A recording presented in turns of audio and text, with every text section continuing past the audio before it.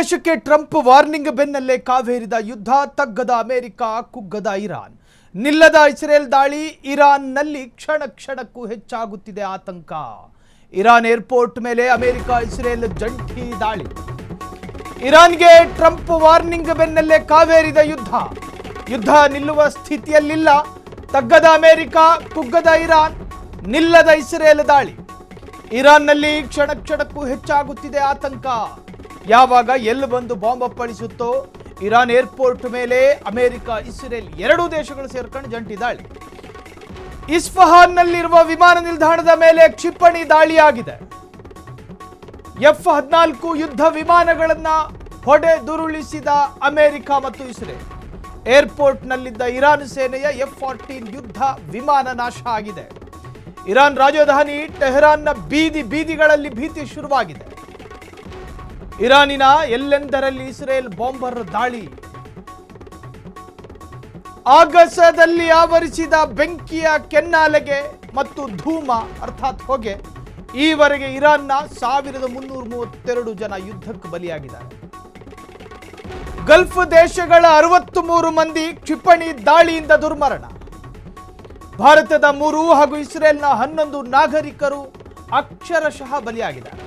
ಇರಾನ್ಗೆ Trump warning ಬೆನ್ನಲ್ಲೇ ಕಾವೇರಿದ ಯುದ್ಧ. Iran ತಲೆ ಬಾಗೋದಕ್ಕೆ ಸಿದ್ಧರಿಲ್ಲ. ಅಮೆರಿಕ ತಲೆ ಬಾಗಿಸುವವರೆಗೂ ಯುದ್ಧ ಅಂತ ಹೇಳ್ತಿದ್ದಾರೆ. ಎರಡೂ ದೇಶಗಳು ಯುದ್ಧೋನ್ಮಾದದಿಂದ ಮುಳುಗು ಹೋಗಿದೆ. ಇವರಿಬ್ಬರ ತಲೆಗಳಲ್ಲಿರೋದು ದಾಳಿಗಳ ಲಹರಿಯೇ ಹೊರತು ಶಾಂತಿಯ ಮಂತ್ರ ಇಲ್ಲ. ಅಮೆರಿಕ ಕೇಳುತ್ತಾ ಇಲ್ಲ, ಇಸ್ರೇಲ್ ಒಪ್ಕೊಳ್ಳೋದಕ್ಕೆ ತಯಾರಿಲ್ಲ. ಇರಾನ್ ಶರಣಾಗತಿಗೆ ತಯಾರೇ ಇಲ್ಲ.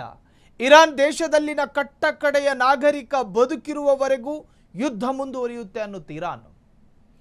ನಿಮ್ಮ ಕೈಯಲ್ಲಿ ಅಸ್ತ್ರಗಳಿಲ್ಲ, ಆದಷ್ಟು ಬೇಗ ಯುದ್ಧ ನಿಲ್ಲಲಿದೆ. ಇರಾನ್ ಕೈಯಲ್ಲಿ ವೆಪನ್ಗಳಿಲ್ಲ, ಖಾಲಿ ಆಗ್ತಾ ಬರ್ತಾ ಇದೆ. ಹಾಗಾಗಿ ವೆಪನ್ಗಳು ಇಲ್ಲದೆ ಇದ್ದ ಸಂದರ್ಭದಲ್ಲಿ ಯುದ್ಧಕ್ಕೆ ವಿರಾಮವನ್ನ ಇಡುತ್ತಾರೆ ಇರಾನ್ ಅಂತ ಹೇಳಿ ನಂಬಿ ಕೂತಿರ್ತಕ್ಕಂತಹ ಅಮೆರಿಕ ಜೊತೆಗೆ ಇಸ್ರೇಲ್. ಇರಾನ್ ದೇಶಕ್ಕೆ ಯಾವ ದೇಶಗಳು ಕೂಡ ಯುದ್ಧೋಪಕರಣಗಳನ್ನು ಸರಬರಾಜು ಮಾಡಬಾರದು ಅನ್ನೋ ಕಾರಣಕ್ಕೋಸ್ಕರ ಎಲ್ಲ ವಾಯು ಮಾರ್ಗದ ಮೇಲೂ ಕಣ್ಣಿಟ್ಕೊಂಡು ಕೂತಿದೆ ಅಮೆರಿಕ ಮತ್ತು ಇಸ್ರೇಲ್. ಅಮೆರಿಕ ಮತ್ತು ಇಸ್ರೇಲ್ರಂತಹ ಬಲಿಷ್ಠ ಬಲಾಢ್ಯ ಬುದ್ಧಿವಂತ ದೇಶಗಳು ಎಲ್ಲ ವಾಯು ಮಾರ್ಗ, ಜಲಮಾರ್ಗ, ಭೂಮಾರ್ಗಕ್ಕೂ ಕೂಡ ಹದ್ದಿನ ಕಣ್ಣನ್ನು ಇಟ್ಕೊಂಡು ಕೂತಿದೆ. ಲಂಕಾದಲ್ಲಿದ್ದಂತಹ ಇರಾನಿಗೆ ಸಂಬಂಧಪಟ್ಟ ಹಡಗನ್ನ ಅಮೆರಿಕಾದ ಹಡಗೊಂದು ಸಮುದ್ರದಲ್ಲೇ ಇರಾನ್ಗೆ ಸಂಬಂಧಪಟ್ಟ ಹಡಗನ್ನು ಮುಳುಗಡೆ ಮಾಡಿತು. ಸಬ್ಮರೀನನ್ನು ಬಳಸಿ ಅಮೆರಿಕಾದ ಸಬ್ಮರೀನು ಯಾರ ತೊಂದರೆಯೂ ಇಲ್ಲ ಅಂಥೇಳಿ ಸಮುದ್ರದ ದೈತ್ಯ ಅಲೆಗಳನ್ನು ಚೀರಿ ಸಾಗುತ್ತಿದ್ದ ಇರಾನಿನ ಹಡಗನ್ನು ಅಮೆರಿಕಾದ ಸಬ್ಮರೀನು ಉರುಳಿಸ್ತು ಕೆಳಗೆ.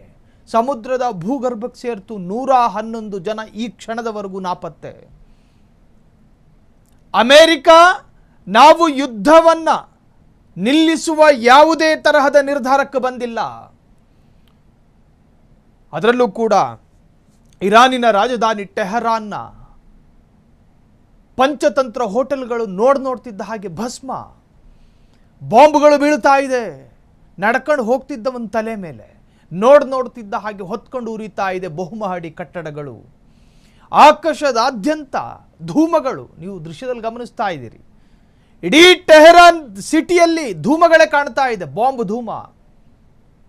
ಇರಾನ್ ಏರ್ಪೋರ್ಟ್ ಮೇಲೆ ಅಮೆರಿಕ ಇಸ್ರೇಲ್ ಜಂಟಿ ದಾಳಿ. ಇಸ್ಫಹಾನ್ನಲ್ಲಿರುವ ವಿಮಾನ ನಿಲ್ದಾಣದ ಮೇಲೆ ಕ್ಷಿಪಣಿ ಅಟ್ಯಾಕ್.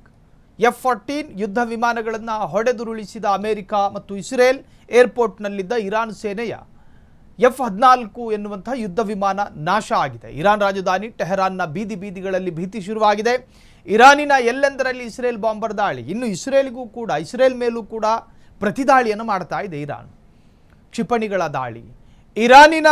ಇಸ್ರೇಲಿನ ರಾಜಧಾನಿ ಟೆಲ್ ಅವೀವ್ನ ಪಂಚತಾರ ಹೋಟೆಲ್ಗಳನ್ನು ಭಸ್ಮ ಮಾಡಿ ಹಾಕಿದೆ ಇರಾನ್. 3 ದೇಶಗಳು ಯುದ್ಧವನ್ನು ನಿಲ್ಲಿಸುವ ಇರಾದೆಗೆ ಬಂದಿಲ್ಲ. ಈವರೆಗೆ ಇರಾನ್ನ 1332 ಜನ ಅಮಾಯಕರು ಯುದ್ಧದಲ್ಲಿ ಬಲಿಯಾಗಿದ್ದಾರೆ. ಗಲ್ಫ್ ದೇಶಗಳ 63 ಮಂದಿ ಕ್ಷಿಪಣಿ ದಾಳಿಯಿಂದ ದುರ್ಮರಣ. ಭಾರತದ 3 ಹಾಗೂ ಇಸ್ರೇಲ್ನ 11 ನಾಗರಿಕರು ಯುದ್ಧದ ಕಾರಣದಿಂದ ಬಲಿಯಾಗಿರುವಂತಹದ್ದು. ಈಗಾಗಲೇ ಇರಾನ್ ಗಲ್ಫ್ ದೇಶಗಳ ಮೇಲೆ ದಾಳಿ ಮಾಡೋದಿಲ್ಲ, ಈವರೆಗೂ ಆಗಿರ್ತಕ್ಕಂತಹ ದಾಳಿಗೆ ಕ್ಷಮೆ ಕೊಡಿ ಅಂತೇಳಿ ಕ್ಷಮೆಯಾಚನೆ ಮಾಡ್ತು. ಆದರೆ ನಮ್ಮ ವಿರೋಧಿಗಳಾಗಿರ್ತಕ್ಕಂತಹ ಅಮೆರಿಕ ಮತ್ತು ಇಸ್ರೇಲ್ ವಿರುದ್ಧ ದಾಳಿಯನ್ನ ಮಾಡೋದು ನಿಲ್ಲಿಸೋದಿಲ್ಲ ಅಂತ ಹೇಳಿ ಇರಾನ್ ಕಡ್ಡಿ ಮುರಿದ ಹಾಗೆ ಅಧಿಕೃತವಾಗಿ ಘೋಷಣೆಯನ್ನ ಮಾಡಿದೆ. ಕ್ಷಣ ಕ್ಷಣದ ಸುದ್ದಿಗಳಿಗಾಗಿ ಫ್ರೀಡಂ ಟಿವಿ ಸಬ್ಸ್ಕ್ರೈಬ್ ಮಾಡಿ, ಲೈಕ್ ಮಾಡಿ ಹಾಗೂ ಫಾಲೋ ಮಾಡಿ. ಹೊಸ ಸುದ್ದಿಗಳ ನೋಟಿಫಿಕೇಶನ್ಗಾಗಿ ಬೆಲ್ ಐಕಾನ್ ಮೇಲೆ ಕ್ಲಿಕ್ ಮಾಡಿ.